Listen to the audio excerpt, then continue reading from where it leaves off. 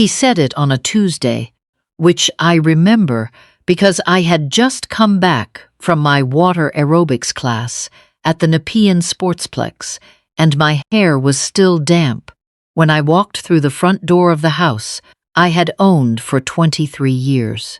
My son-in-law was sitting in the kitchen, my kitchen, eating toast over the sink, which he knew I hated, crumbs falling onto the porcelain I scrubbed every Sunday. He didn't look up. He just said, "We need to talk about the arrangement." I set my bag down. I asked him what he meant. "This setup isn't working for us," he said, still not looking at me. "Noelle and I need our space. We need to feel like this is our home too." I stood there with my damp hair and my gym bag, and I thought, this is my home. It has been my home since 1999. My name is the only name on the deed. My late husband, Gordon, and I poured our savings into this house when the street still had elm trees and the neighbors on the left kept chickens. Gordon died 11 years ago, and I kept this house, and I paid off this house. And when my daughter called me from Vancouver 3 years ago, saying that her husband had lost his job and they didn't know what to do, I said, "Come home." That is what I said. Come home.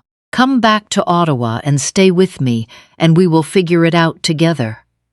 I never said it was his home. That Tuesday, standing in the kitchen doorway with water dripping from my hair onto my collar, I did not say any of that. I just nodded, and I said we could talk about it later.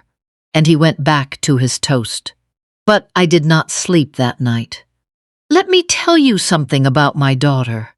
Her name is Noelle, and she has her father's eyes, that particular shade of gray-green that looks silver in certain light, and she has always been the kind of person who wants everyone in the room to be comfortable. Even when she was small, even when she was hurt, she would apologize. She apologized when other children she walked into. She would apologize to furniture she walked into. Gordon used to say it was her superpower and her kryptonite at the same time. When she met her husband, whose name is Wade, I tried to be fair. He was from Kelowna. He had a firm handshake and a loud laugh and opinions about hockey that he did not keep to himself. Noelle lit up around him in those early years, and that mattered to me. It mattered more than the handshake or the hockey opinions, or the way he sometimes spoke over me at dinner as though I had not been in the middle of a sentence. They got married in 2018, outdoors in the Gatineau Hills, and it was beautiful, and I danced with my daughter until my feet hurt. Things were fine. Then they weren't. I don't know exactly what happened with his job. Something in project management, something in the tech sector that went sideways, and there were layoffs. And then there was a period where he was freelancing that was supposed to be temporary. And then there was another job that lasted 8 months and ended badly. And then there was a long silence on the phone whenever I asked how things were going out west. Noelle sounded tired. She sounded like a woman who was holding something very heavy with both hands and had been holding it for so long she forgot it was there. When she called me in February of 2022 and said they were struggling, I did not hesitate. I told her the guest room was ready. I told her they could stay as long as they needed to get back on their feet. I believed that. I meant it completely. They arrived on a Thursday with a rented van and more boxes than I expected, and Wade's brother helping with the heavy furniture, and I made soup and set the table up properly, and genuinely felt, that this was the right thing. That family takes care of family, that I had space and they needed space, and the answer was simple. For the first few months, it was not bad. Wade was looking for work. Noelle found a contract position with a policy group downtown. They cooked dinner twice a week, and paid for groceries about half the time, and kept mostly to themselves in the evenings. It was an adjustment. I am not a person who requires quiet to be happy, but I am a person who has lived alone for 11 years, and I had built a life inside that solitude, a shape to my days, small rituals that mattered to me. I like the news at 6. I like my chair by the window in the living room, the wingback one, with the green fabric that I reupholstered in 2015. I like my coffee strong and early, and I like silence while I drink it. These are not dramatic preferences. These are the things that make a house feel like yours. Slowly, those things began to disappear. The television in the living room was always on when I came downstairs, and it was never the news. It was whatever Wade was watching, sports highlights or streaming shows with a lot of shouting. My chair had become his chair. Not aggressively, not all at once, just gradually, the way things do. I would come downstairs, and he would already be there, and I would sit somewhere else, and then somewhere else became where I sat. And then no one remembered that it had ever been mine. I told myself it was fine. I told myself it was a small thing. I am a woman who grew up during a time when you did not make a fuss about small things, and I had carried that lesson forward in ways I was only beginning to understand. The financial arrangement, such as it was, became hazier as the months went on. There had been talk of contributing to utilities once Wade found steady work. He found steady work in the fall of 2022, a position with a construction management company out in Kanata, and the contributions never materialized. I did not push. Noelle looked so relieved when he got the job, so lighter in her whole body, and I did not want to be the thing that put weight back on her. But the water bills went up. The heat I kept higher than I would have for myself. There were 2 extra phones on the Wi-Fi, and an extra car in the driveway, and a second streaming subscription I did not watch. These are not catastrophic numbers, but I am 71 years old and I am on a fixed income. My pension, Gordon's survivor benefit, the small RRSP I managed not to touch during the hard years. And I do the math in my head before I sleep, the way retired people do. Noelle would have helped if I had asked. I believe that. But Wade managed the money in their house the way he managed conversation. Loudly, conclusively, without much room for other input. By the second winter, he had taken to making remarks about the house, that the layout was inefficient, that the kitchen could be opened up, that the backyard fence was an eyesore, and he knew a guy who could replace it. He said these things the way men say things they believe are helpful, not understanding that what I was hearing was, "This place is not good enough as it is. This place needs to be corrected." I nodded. I said, I watered my plants in the kitchen window, and I thought about Gordon, who had loved this house exactly as it was. Then came the Sunday in March. I want to be precise about this because I have thought about it many times since. It was a Sunday afternoon, cold still, the light thin and white, the way it gets in Ottawa before the season breaks. I had been in my chair. Yes, my chair. I had gotten there first that day, watching a nature documentary. One of those slow, beautiful ones about birds. I had a cup of tea. I was not bothering anyone. Wade came downstairs. He walked into the living room and stood in front of the television, and he said, without preamble, without apology, "I need the TV. There's a game." I said I was watching something. He said the game was important. I said I would be done in about an hour. He looked at me then, a look I had seen once or twice before and never addressed. A look that said he was tolerating my presence in a way that cost him something. And he said, "I need you to go upstairs. You have a TV in your room. Just like that. I need you to go upstairs. You have a TV in your room. I sat very still. I could feel my hands on the arms of the chair, and I thought about how this was Gordon's house. Gordon and mine. And I thought about the 23 years of mortgage payments, and the new roof in 2017, and the broken furnace in 2009 that ate our savings for 6 months. And I thought about the soup I made when they arrived, and every grocery bill I had quietly absorbed. And every morning I had quietly gone to a different chair. I got up. I took my tea. I went upstairs, and I sat on the edge of my bed in my room, in my house, and I listened to the game come on downstairs, the volume up, and I thought, I let that happen.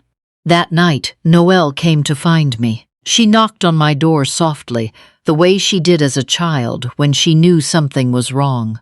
She said, "Mom, are you okay?" I told her I was fine. She sat on the edge of the bed beside me. She didn't say anything for a moment. Then she said, "He didn't mean it the way it sounded." I said, "How did it sound to you?" She didn't answer that.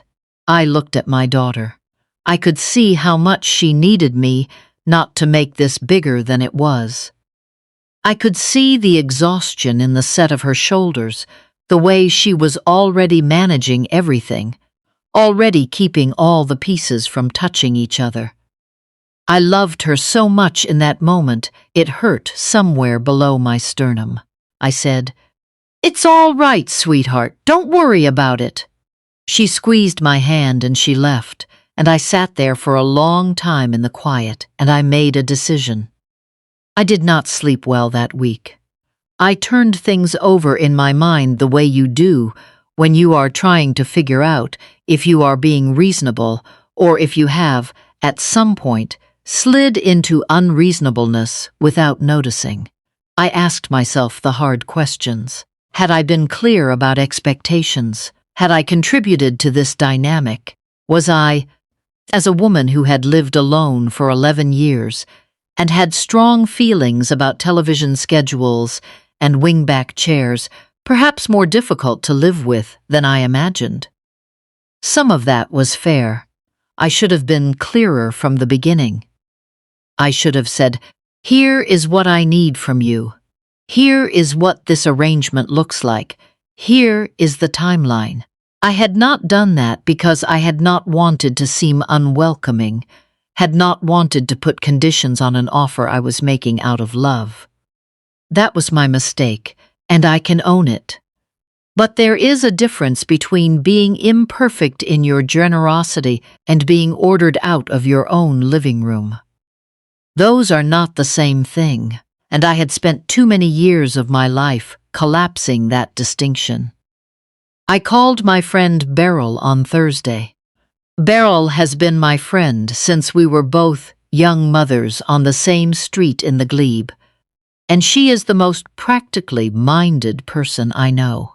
She has seen me through Gordon's death and 2 difficult tenants in the rental property she once owned, and a lawsuit involving a contractor that taught her more about Ontario property law than she ever wanted to know. I told her what had happened. She was quiet for a moment. Then she said, "Has he ever paid you any rent?" I said no. She said, "And they've been there how long now?" 3 years and a bit, I told her.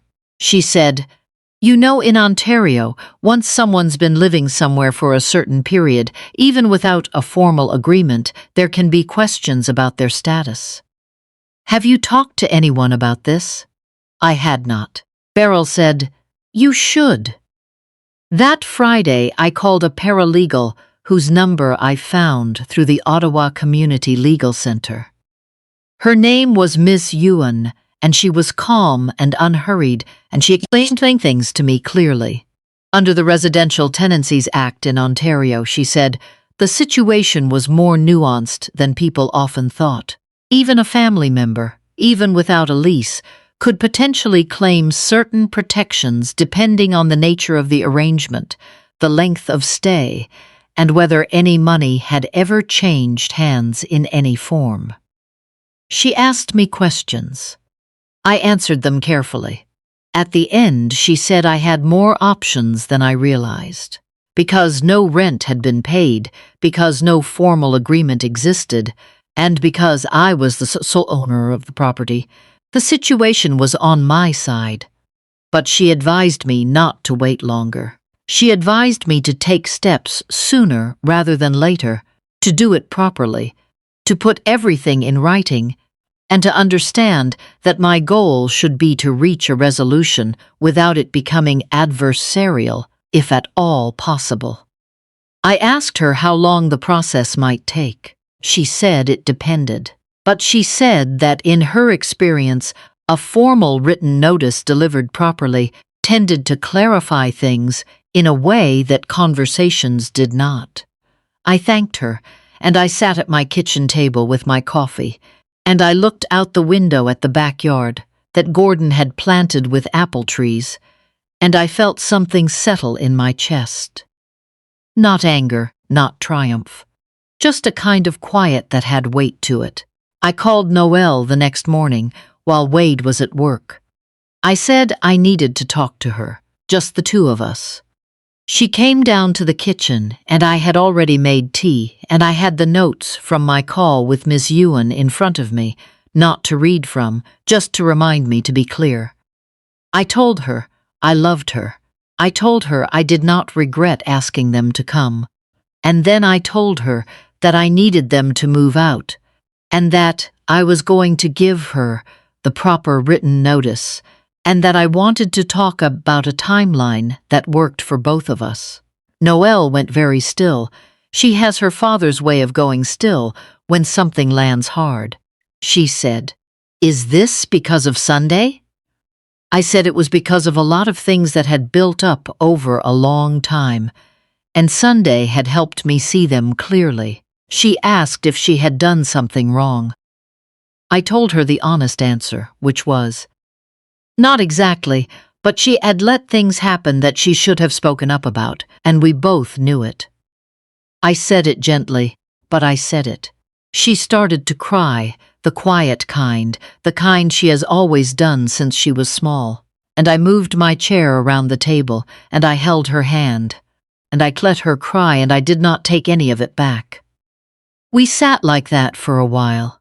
Then she said, "How long do we have?" I told her I thought 60 days was fair, and that I was willing to be flexible if they needed a little more time, but that we needed to agree on an end date and put it in writing and both sign it. She nodded, she wiped her eyes, and she said, "I'll talk to Wade." I said, "I'm not asking you to talk to Wade. I'm telling you what's going to happen, and I'm giving you the chance to work it out together. But this is decided." She looked at me for a moment with those gray-green eyes, and then she nodded again. I did the written notice properly, with Miss Ewan's guidance. A formal letter delivered by hand, dated with a witness, setting out the date by which the property needed to be vacated and the reasons in plain terms. Miss Ewan helped me word it so that it was clear and respectful and would hold up if it needed to. I gave it to Noelle on a Monday. She read it at the kitchen table while I waited. She said she understood. She said she was sorry. She said a few other things that were hard to hear, and also true. Wade came home that evening, and I was in the kitchen starting dinner, and he came in and he stood very close to me, and he said, in a low voice, that he thought what I was doing was cruel. I turned around. I had a wooden spoon in my hand. I looked at him calmly. I was surprised by how calm I felt, actually, and I said, "This is my home. I have been patient, and I have been generous, and what I am doing now is asking you to leave on a timeline that gives you 3 months to find another place. That is reasonable, and it is final, and I would like you to step back, please." He said some other things. I let him say them. Then I turned back to the stove. He did not say anything else that evening. The next few weeks were uncomfortable in the way that things are when everyone in a house knows what is coming. There were dinners where conversation was sparse.